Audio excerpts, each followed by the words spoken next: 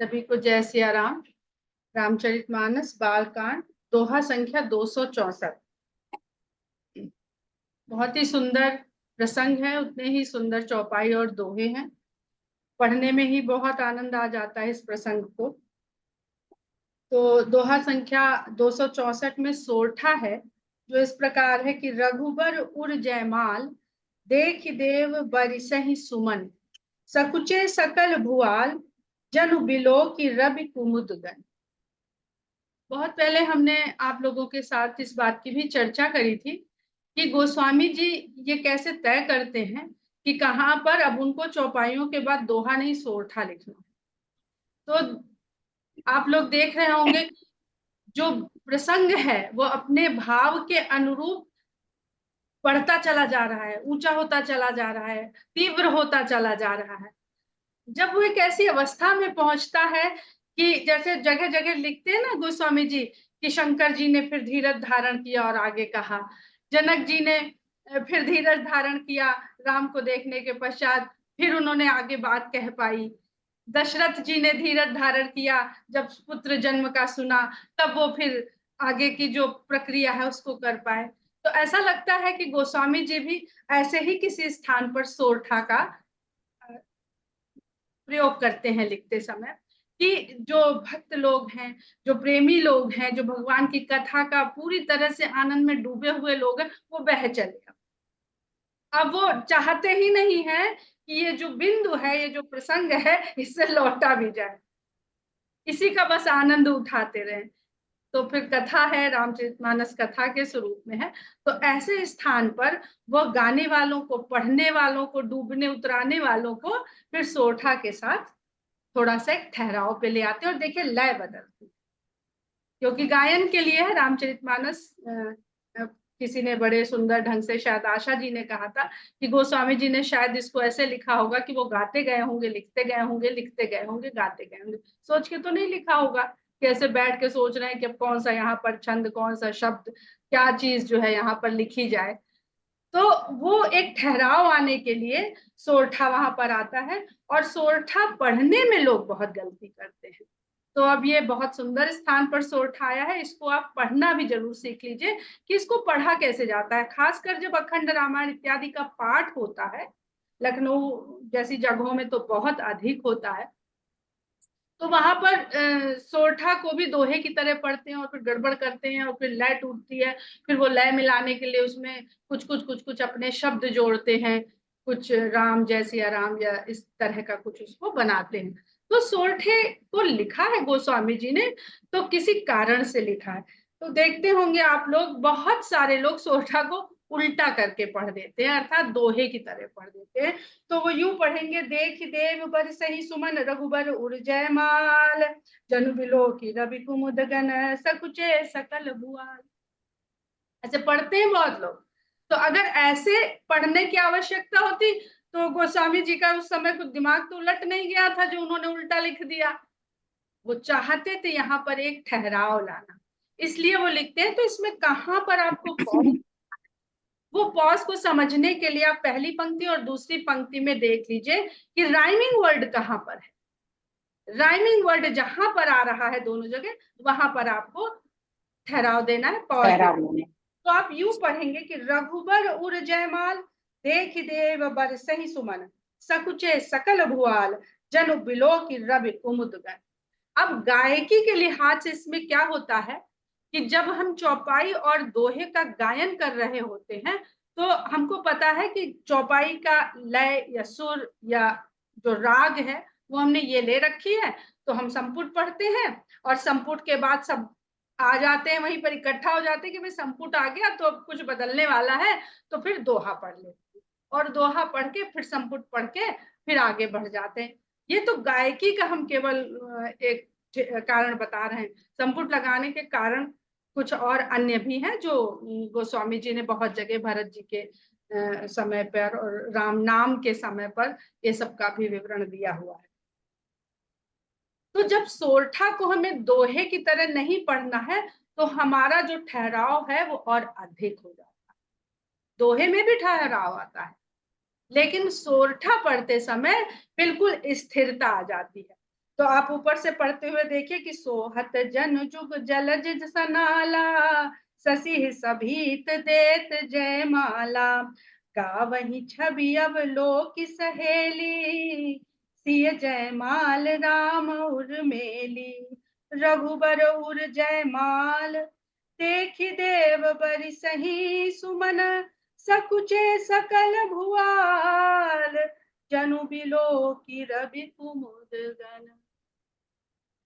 तो यहाँ पर कितनी स्थिर भाव से आपको ये सोरठा पढ़ना पड़ा, लय भी नहीं टूटी और पूरा भी हो गया। तो गोस्वामी जी चाहते हैं ऐसा करना गाते समय।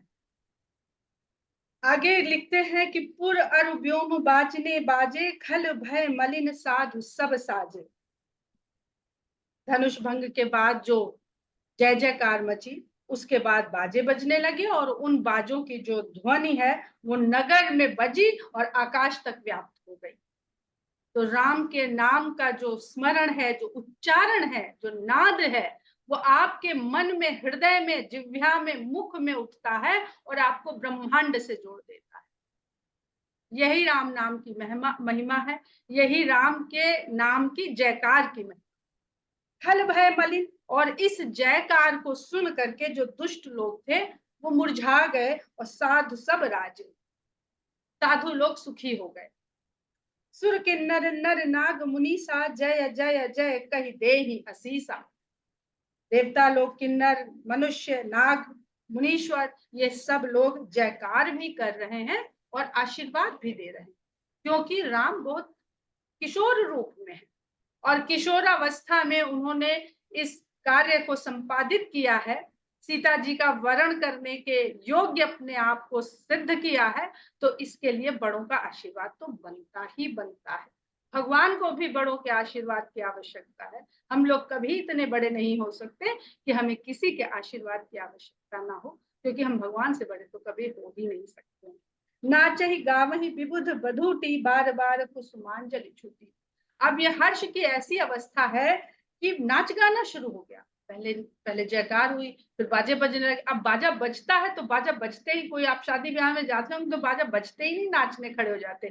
थोड़ी देर बाजा बजता है तब वो भीतर तक पहुंचता है, तो फिर धीरे धीरे लोग थिरकना शुरू करते हैं और 1 2 3 फिर जाके पूरा समाज उस उत्सव में नाच के हिस्सा बन जाता है। तो ऐसा ही वहां पर भी हो रहा है कि जब बाजे बाजे बजने लगे, आनंद की ऐसी लहर वहां पर भर गई, तो जो देवताओं की वधुएं थी वह नाचने और गाने लगी और हर्ष में, आनंद में, प्रसन्नता में उनके हाथ से बार बार पुष्पों की अंजुलियां छूट रही हैं। मतलब बार बार वो पुष्पांजलि उछाल उछाल के दे रही हैं।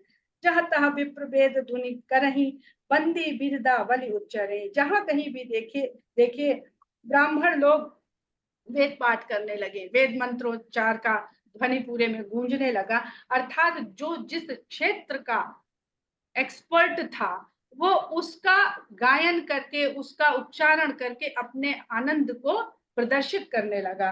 बंदी बिरदावली उच्चारणी, और बंदी जन जो थे, जो यश गान करने वाले लोग हैं, वो इस यश गाथा का गायन करने लगे। मही पाताल नाक जसु व्यापा, राम बरी सिय भंजे उचापा। एक ही यश धरती में, पाताल में, स्वर्ग में, सब जगह व्याप्त हो गया कि राम ने धनुष का भंजन करके सिया का वरण कर।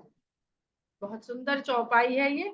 अब यहाँ पर अगर आप देखिए तो तुलसीदास जी लिखते हैं कि मही पाताल नाक जसु व्याप। जसु यानी यश, व्यापा माने व्याप्त हुआ, और मही धरती, पाताल पाताल लोक, और नाक यानी स्वर्ग लोक। नाक स्वर्ग लोक को भी कहते हैं। शूर्पणखा की नाक कटी थी, इसका भी तात्पर्य नाक के इस अर्थ से भी होता है कि आपके कर्म आपके स्वर्ग में पहुंचने के रास्ते को रोक देते। नाक कट गया, स्वर्ग से आप हमेशा हमेशा के लिए वंचित हो गए। नाक का आगे भी प्रयोग, इसी प्रसंग में नाक का प्रयोग आगे भी करा है गोस्वामी जी ने। और नाक किस किस चीज का प्रतीक है, क्या क्या उसके अर्थ है, प्रतीक नहीं है, उसके अर्थ ही है वो सबको बहुत समझने के लिए हम हमेशा देखते हैं कि गोस्वामी जी जब किसी के पर्यायवाची का प्रयोग करते हैं तो उसका विशेष महत्व होता है कि वो उस शब्द के उस पर्यायवाची का प्रयोग क्यों कर रहे हैं? कुछ हमें समझ में आते हैं, कुछ हमें समझ में नहीं आते हैं। करही आरती पुर नर नारी देहि निछावर वित्त विसारी।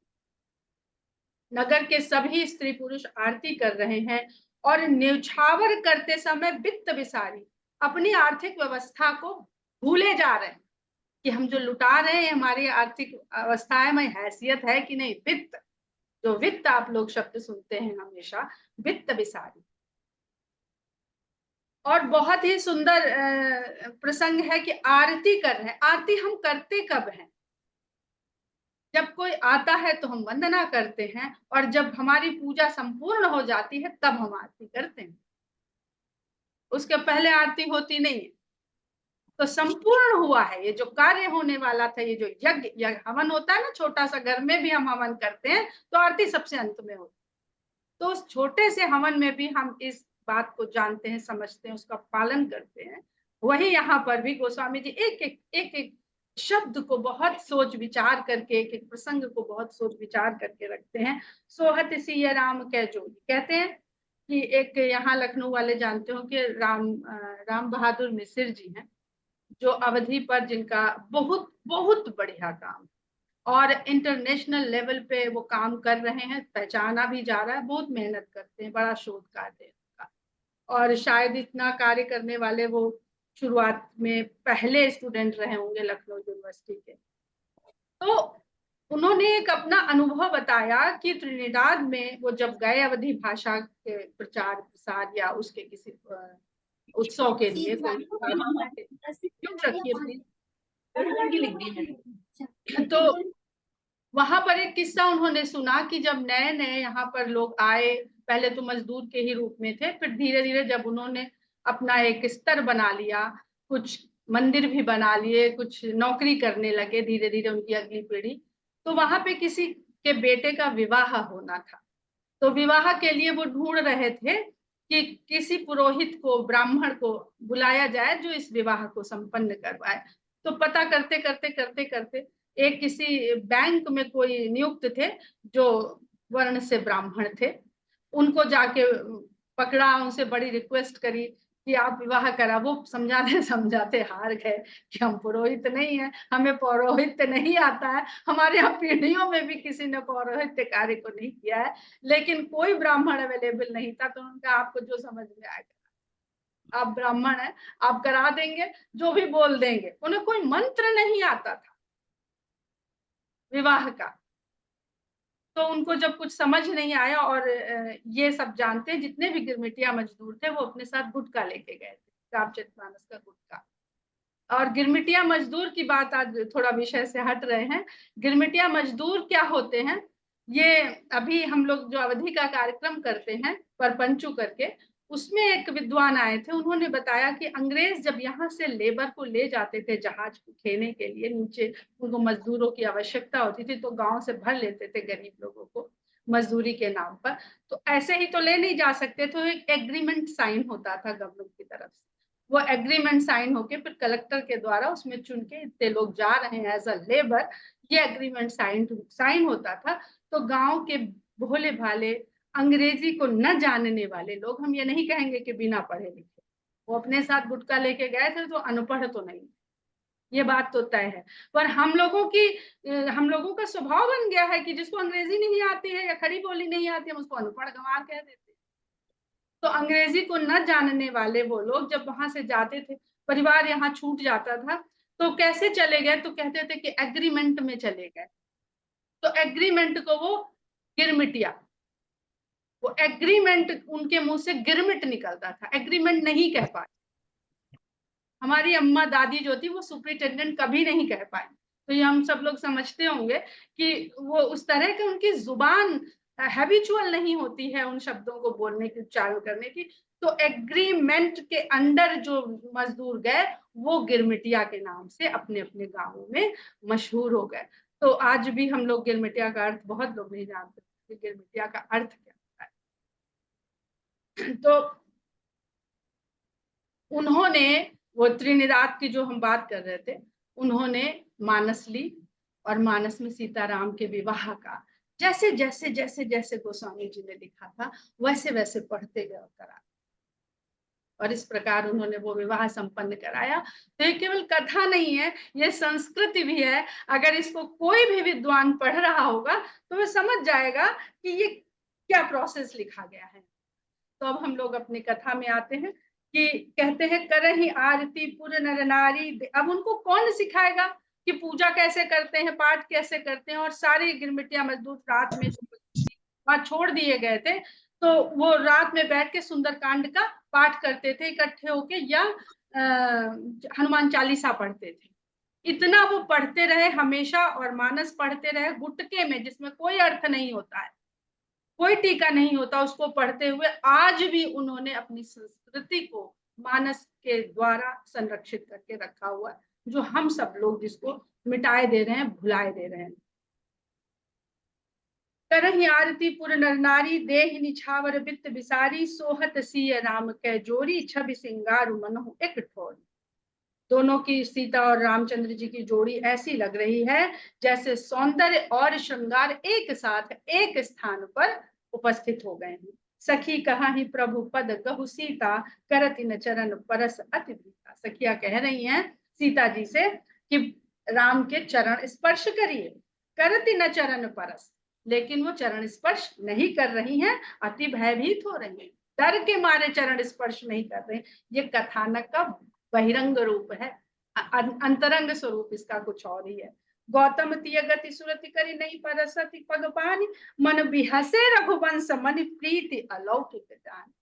तो सीता जी गौतम की स्त्री का स्मरण कर रही हैं और भयभीत होकर के चरणों को हाथ नहीं लगा रही हैं। नहीं परसत पग पानी, बहुत सुंदर शब्द है, हाथों से पग का स्पर्श नहीं करती हैं। और ये देख करके रामचंद्र जी मन ही मन में हंसते हैं और उनकी अलौकिक प्रीति को जानकर। तो ये अलौकिक प्रीति क्या है, गोस्वामी जी लिख देते कि उन्होंने बाद में कह दिया कि अच्छा भाई केवट ने इसे जैसे कह दिया था इनसे भी कह देते, और एक चौपाई एक आधी जोड़ देते और ये पूरा हो जाता है ये।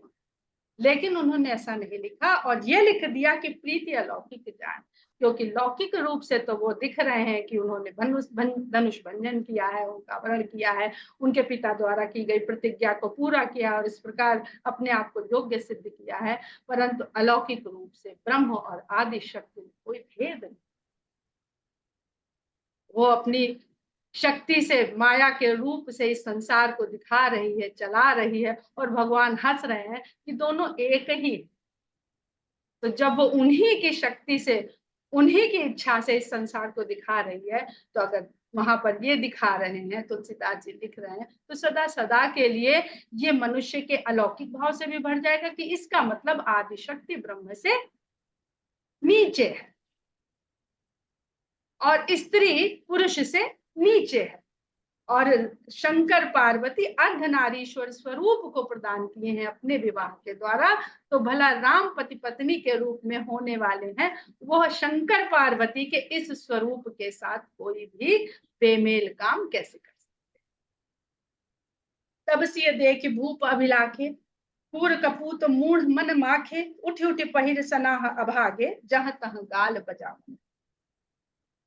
अब जब सीता, और आप कल्पना करिए इस समय कि किशोर हैं, राम एक किशोर हैं 16-17 साल के, सीता जी भी वैसी ही किशोरी हैं, और राजा जो वहां पर कितने बलशाली, कितने बलिष्ठ, कितने विशालकाय भीमकाय होंगे। तो जब उन्होंने ये देखा तो सीता जी को देखकर उनके मन की जो अभिलाषा थी वो फिर जाग उठी। पूर कपूत मूढ़ मनमाखे, वे दुष्ट तो थे ही, उनकी जो पारिवारिक श्रृंखला थी वो भी दुष्टों की ही थी, कपूत थे। और मूढ़ मन माखे, मन ही मन में वो मूर्ख राजा फिर से ऐसी कामना के लिए तिलमिला उठे, ललचा उठे।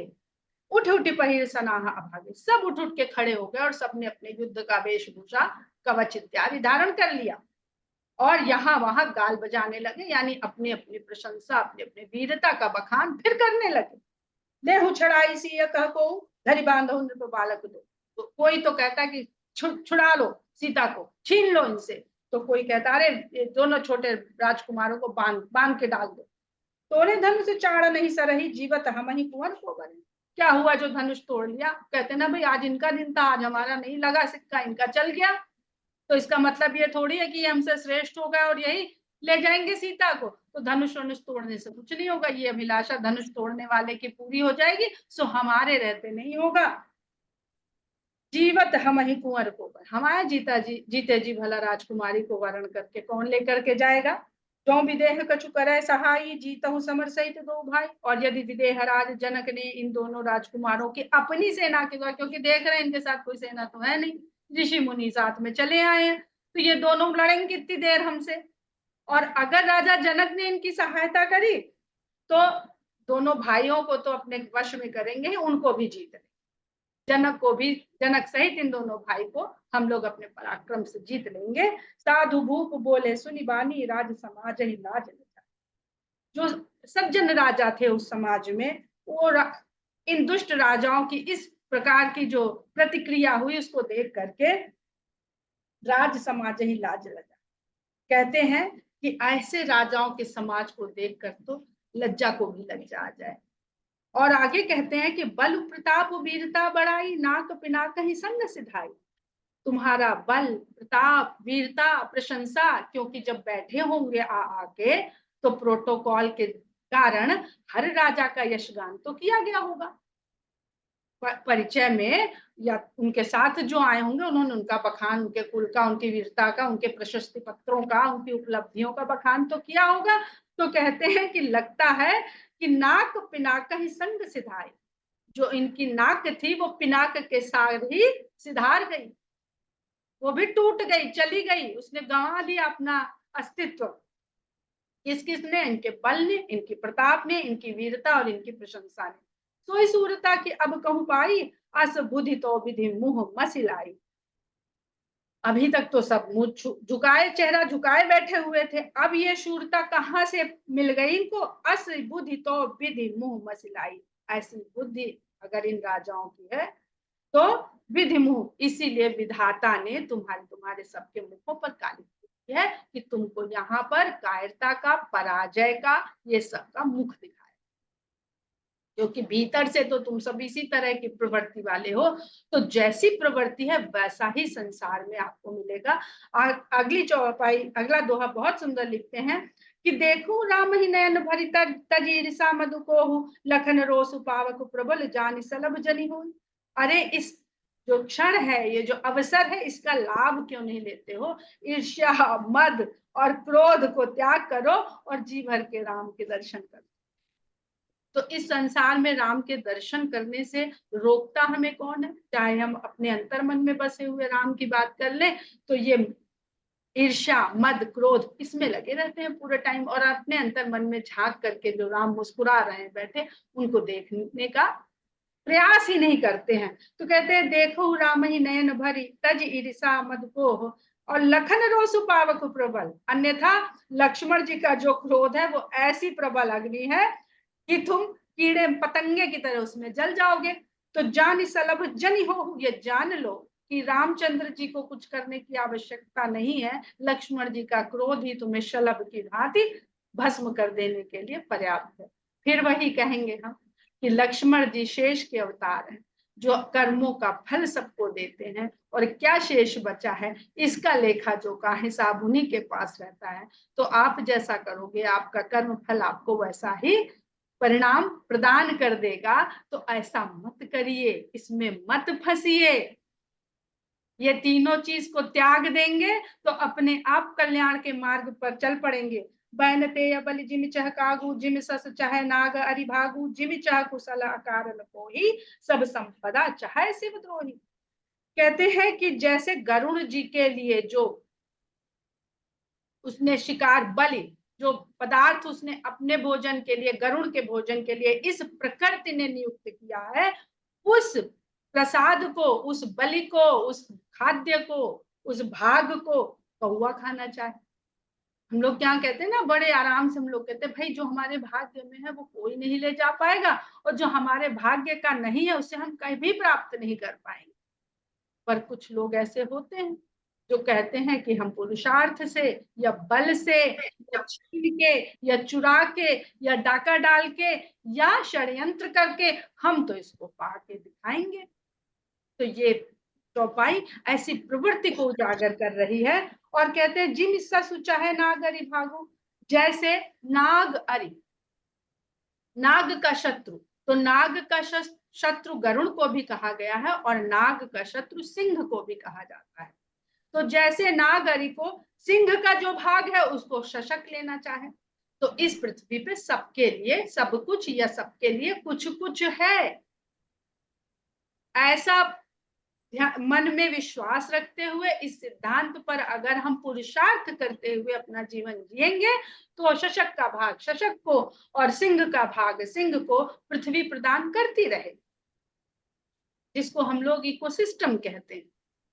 जिम चाह कुशल अकारण को ही, बिना कारण क्रोध करने वाला व्यक्ति अगर चाहे कि उसके जीवन में कुशलता बनी रहे तो ये संभव नहीं। भाई चले जा रहे हैं ट्रैफिक में, आप गुस्सा आने लगे, खड़े हो गए बीच में, कैसे लड़ा, इधर तुम गाड़ी लगा दिए हो, ठीक है, वो मूर्ख है। तो मूर्ख के साथ क्रोध करना क्या आपको उचित लगता है? अब पता चला वो तो कहीं माफिया का आदमी है, उसने निकाला बढ़िया कोई हथियार और शूट कर दिया। रोज सुनते हैं हम लोग ऐसा किस्सा। या वो तो कोई नेता का रिश्तेदार निकला, उसने आपने उसको लड़ा, उसने जाके आपके यहाँ उल्टा भेज दिया सम्मन, और 10 गलती आपके पास भी थी। तो ऐसे में कुशल मंगल कहाँ से रहेगी? तो क्रोध, अकारण क्रोध करने से हम अपने अकुशलता को स्वयं न्योता देते रहते हैं। जिम चाह कुशल अकारण को ही क्रोध करिए, पर कोई उसके पीछे ठोस कारण होना चाहिए। सब संपदा चाहे शिव द्रोही, और शिव जिसे द्रोह करने वाला ये चाहे कि उसको संसार की सारी संपत्ति मिल जाए, ये क्यों कह रहे हैं तुलसीदास जी? शिव संपदा की प्राप्ति के लिए शिव द्रोही को वो नहीं प्राप्त है। क्यों कह रहे हैं? क्योंकि इस संसार में अगर किसी ने सब कुछ त्याग दिया है संसार के लिए तो वो शंकर है। उन्होंने तो अपने लिए मंदिर भी नहीं रखा, पड़े रहते हैं पहाड़ों पर, वस्त्र भी नहीं रखा, भोजन भी नहीं रखा। जो भोजन किसी के खाने लायक नहीं है वो बेचारे अपने लिए रख लिए कि बढ़िया बढ़िया तुम लोग खाओ, ये सब खाओगे तुम लोग बीमार हो जाओगे, दुनिया भर की व्याधियां आ जाएंगी, मर जाओगे।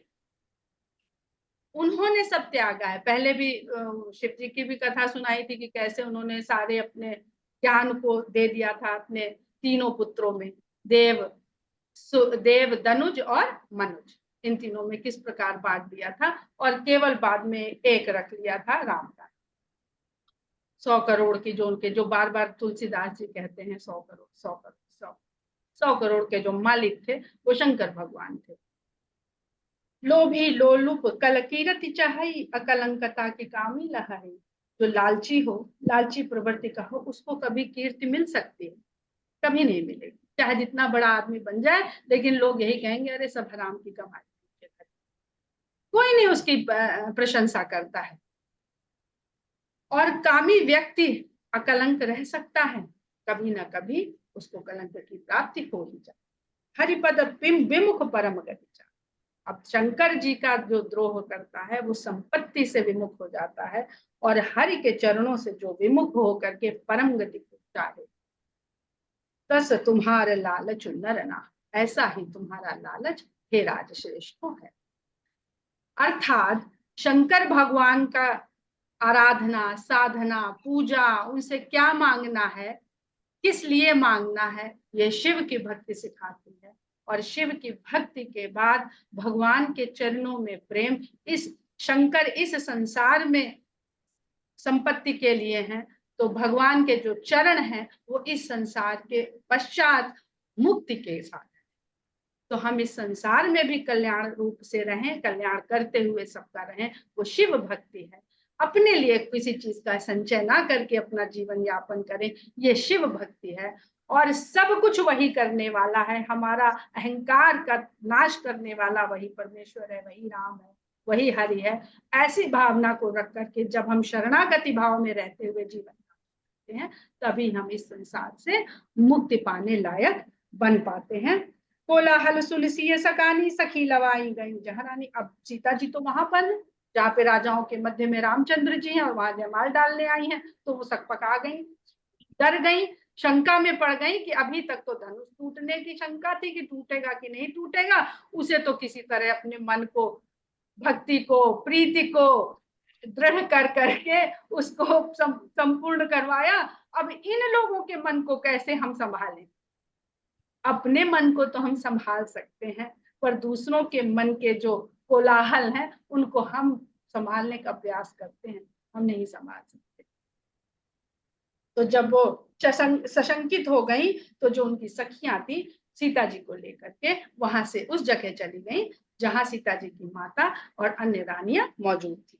राम सुभाए चले गुरु पाही, रामचंद्र जी अपना स्वाभाविक रूप से अपने गुरु के पास चले कि भैया इनने कहा था कि उठो राम भंजो सिर चापा, तो हम खड़े हो गए, तो हम जाके उन्हीं बगल में फिर खड़े हो जाते, तो गुरु की शरण में चले जाते हैं। और सिय स्नेह वर्णत मन माही, लेकिन जाते हुए सीता जी के स्नेह का, प्रेम का अपने मन में वर्णन कर रहे हैं, विचार कर रहे हैं।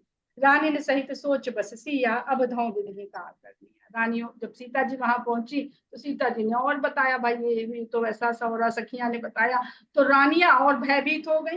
रानी ने सहित सोच बस सिया, सोच में पड़ गई रानियां और सीता जी, सब सोच में पड़ गई कि अब दो विधि का करनी है। अब विधाता जाने क्या करना चाहता है।